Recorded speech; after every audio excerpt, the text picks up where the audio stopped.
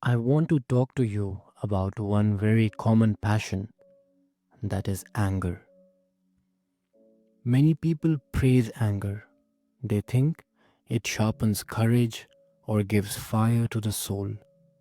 But in my own life and from the examples I have collected, I have found that there is hardly any passion that pushes us so far away from good judgment as anger does. Let me begin where I have often begun in my thoughts, in the streets.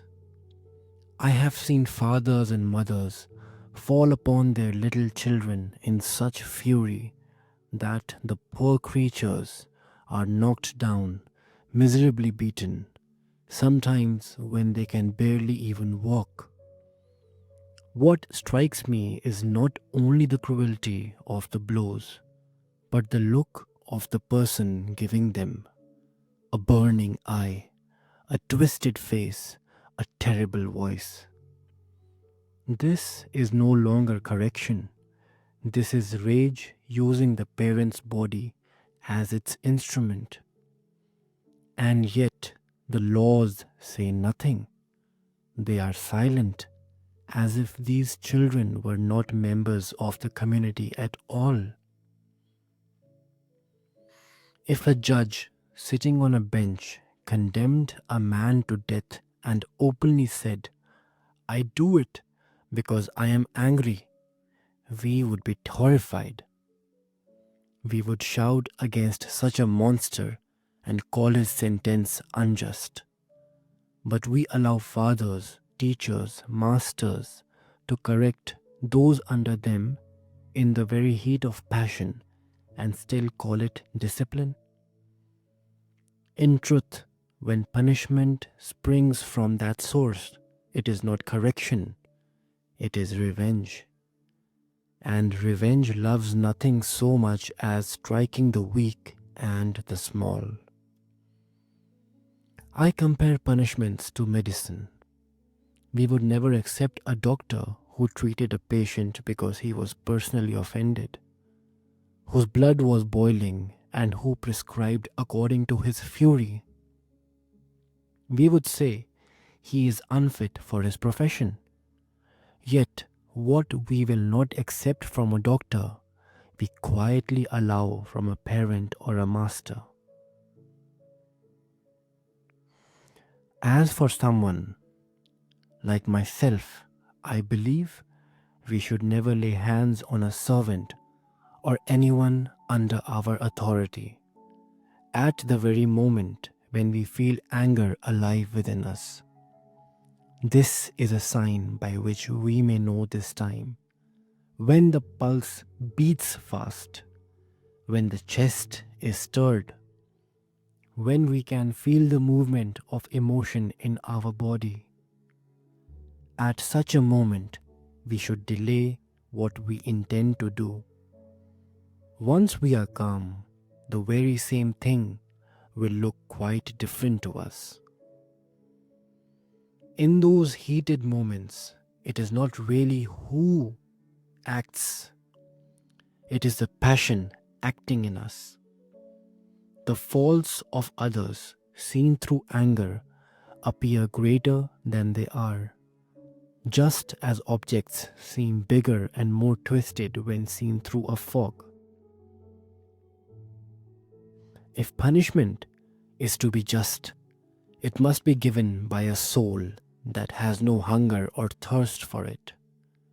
Whoever is eager to punish is not fit to punish. Correction should be measured, cool, and impersonal, like a remedy given to restore health, not a blow struck to satisfy resentment. And there is something more. A punishment given with weight and self-control is better received by the one who suffers it. If the person sees that the hand is steady, the voice calm, the face composed, he is more likely to admit, "Yes, I was wrong." But If he sees in us a burning face, wild eyes, exaggerated gestures, and constant swearing, he turns his mind away from his own fault and fixes it on our anger instead. He tells himself that our heat is worse than his offense, and so he excuses himself by pointing to our passion. You can see the same thing in public life.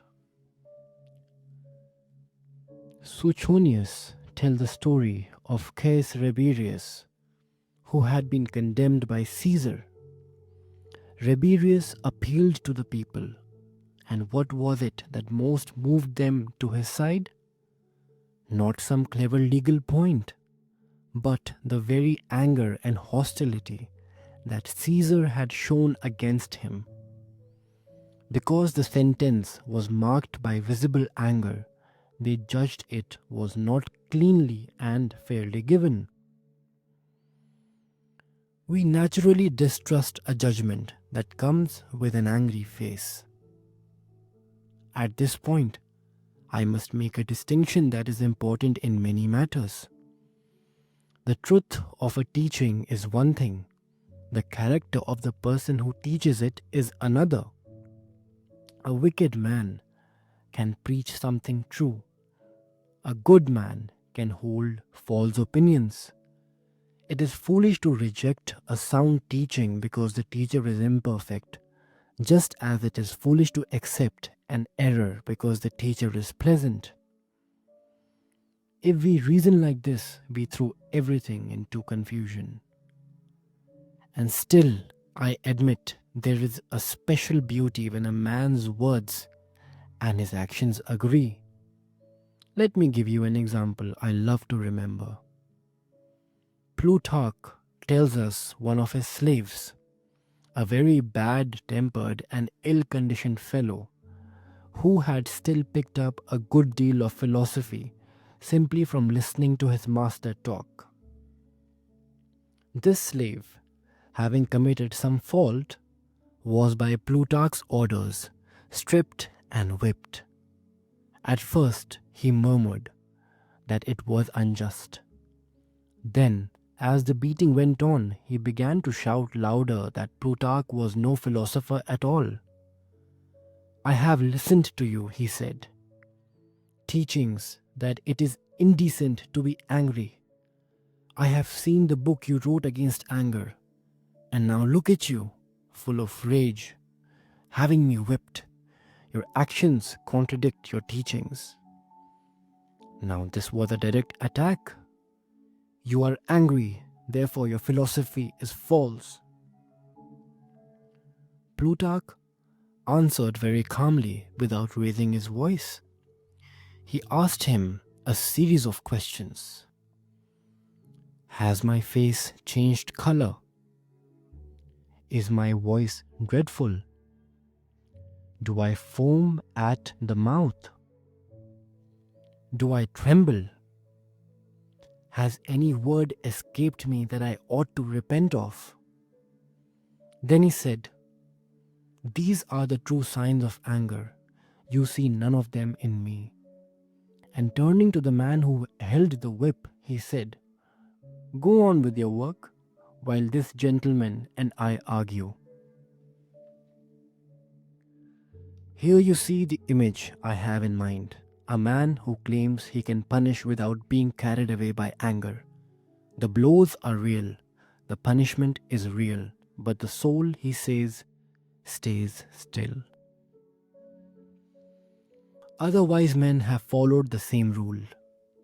They have thought it better to delay punishment whenever they felt themselves too moved. They tell us that Archytas of Tarentum, returning from war and finding that his steward had badly neglected his lands, called the man to him and said, "Go away. If I were not angry, I would have you soundly beaten." Because his anger was up, he held back his hand.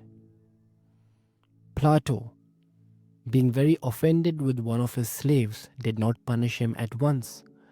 Instead, He asked another fellow to deal with the slave, saying that he himself was not at that moment in the right state to do as he ought to.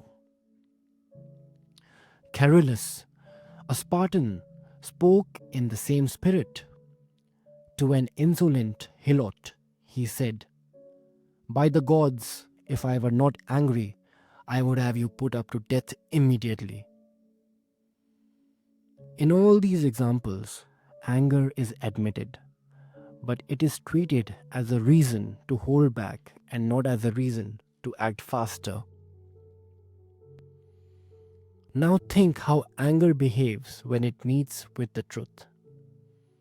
It is a passion that flatters itself.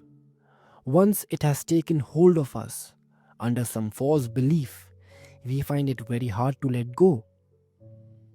Often, when the person we are angry with brings a perfectly fair and just excuse, we turn our rage not only against him, but against the excuse itself. It is as if we wanted to punish the truth for daring to oppose us. Piso, a man otherwise of notable virtue, gives us a strange example of this. He had a soldier who returned alone from a foraging trip.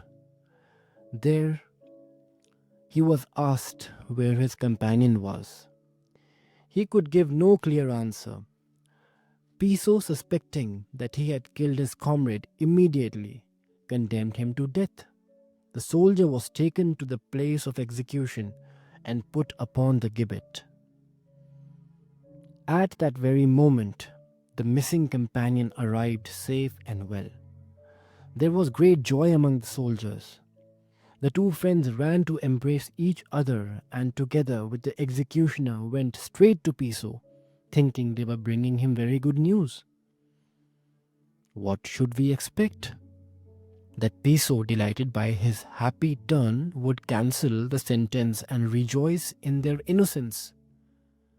But his fury, once set in motion, doubled. The shame of having been wronged, joined with the heat of his previous anger, drove him even farther. To make his former sentence seem justified, he found a way to make 3 criminals out of 1. He had the first soldier executed because sentence had already been pronounced on him. The second because, as he chose to interpret it, his wandering so carelessly was the cause of his companion's condemnation. And the hangman, because he had not carried out the execution sooner.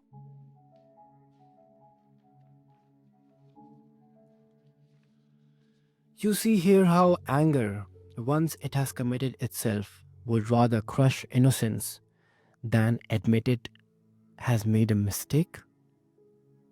Let us now leave the camp and the court and look at everyday conversation. You will easily notice that people of a stubborn and hot-tempered nature become even more inflamed when their anger is met with silence and coldness. When they find nobody to answer them, they are quite beside themselves. Celius the orator, a man naturally very hot-tempered, was one day at supper with a man of a very gentle character, who, to avoid any quarrel, agreed with everything Celius said. After some time, Celius cried out, "For the love of the gods, contradict me in something so that we may be two." Anger is like certain kinds of dance. It wants a partner. It wants a duel, not a monologue. Phocion behaved very differently when a very insolent man began to insult him in front of the people. Phocion made no reply at all. He let the man rage to his heart's content. Once the flood of words was over, and the man was silent, Phocion calmly took up his speech again at the exact word where he had left off, as if nothing had happened. No answer can cut more sharply than that kind of calm contempt. Now, leaving the examples of others, let me speak of people I have known and of myself. Among the men I have seen, there was one soldier of such hot and violent temper that I believe there was not a more angry man in all France. Anger is always a fault, but if it is ever deserves some excuse, perhaps it is those who live by war, where the trade itself requires a certain fieriness.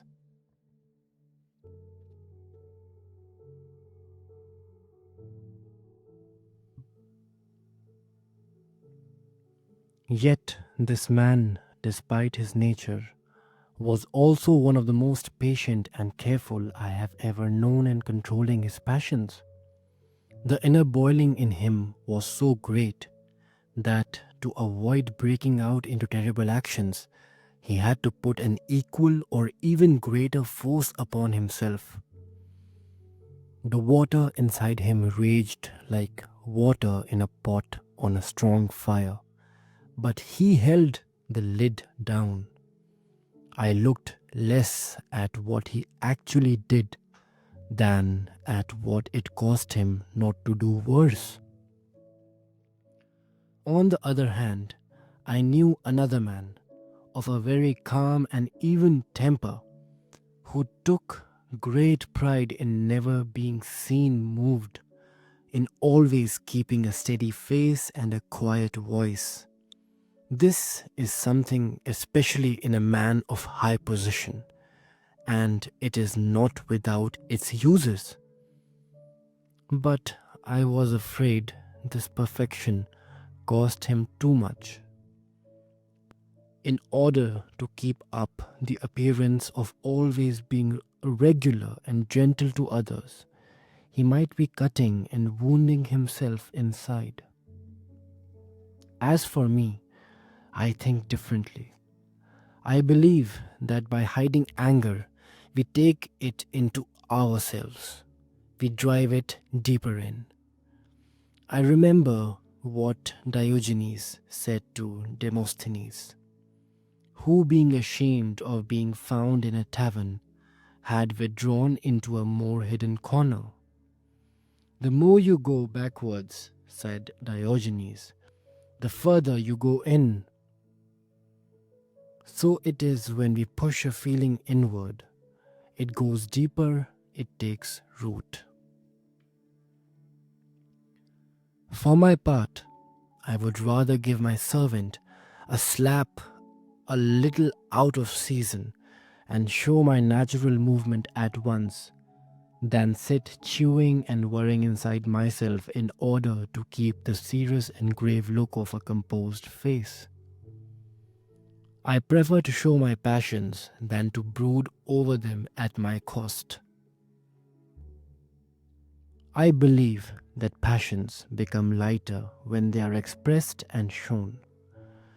It is better that their point should wound others outwardly than it should turn back upon ourselves and pierce us inside.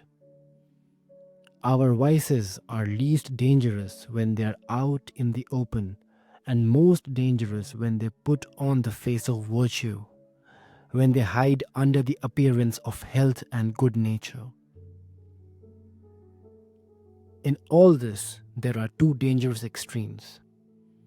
On one side, doing unjust things under the sway of anger.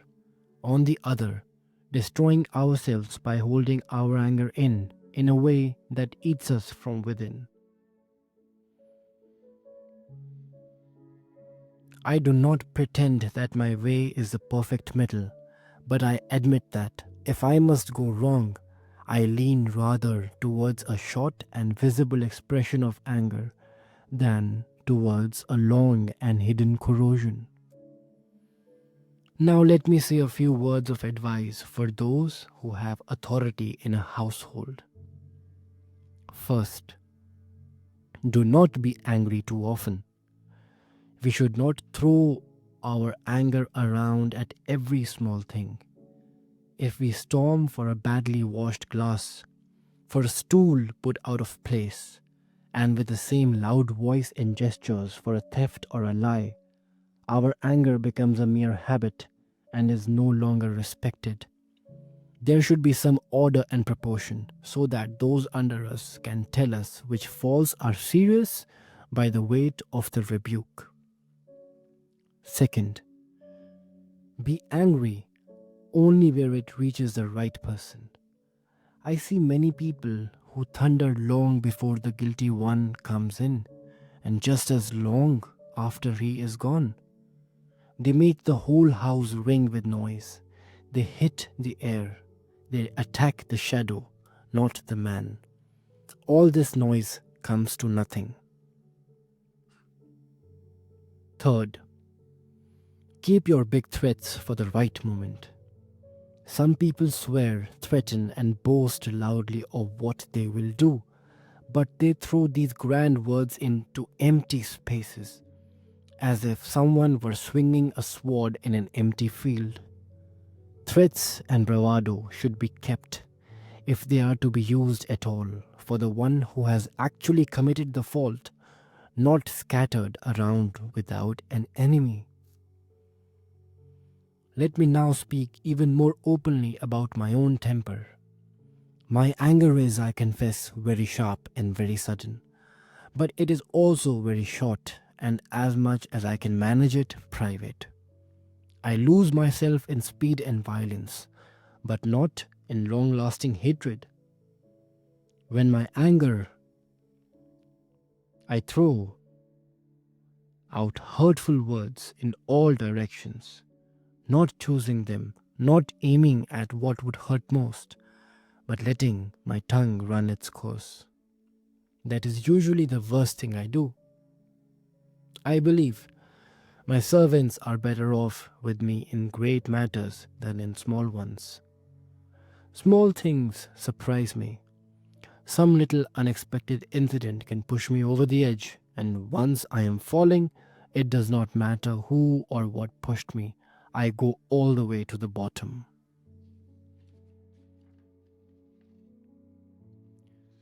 In serious matters, on the other hand, knowing that I will naturally be moved, I prepare myself beforehand. Seeing the blow coming, I strengthen myself so that I may disappoint what others expect of me. Everyone assumes I will be angry, and yet I make it a point of honor to appear less moved than they imagine. With those who have known me a long time, I have made this agreement. When you see me first stirred right or wrong, leave me alone and do not press me. I will do the same for you. For almost all the storms and bursts of anger we see are born from two angers that feed one another. They are not twins. One gives birth to the other. If each person keeps to his own side and does not meet the other anger halfway, there will be little noise. Sometimes I even pretend to be angry when I am not, using that appearance as a tool to govern my household more effectively. And as I feel the moods of age in me naturally moving towards more sharpness and irritability, I make it my study to resist that tendency as far as I can. I try to become more gentle and easier to live with, even though my ears might seem to give me more right to be hard and difficult. In earlier times, I have been counted among those who have notable patience. I would gladly keep that reputation. I will end with a question that has often been argued. Aristotle says that anger can sometimes serve as a weapon of virtue and bravery, that it can stir and sharpen courage. There is some appearance of truth in this.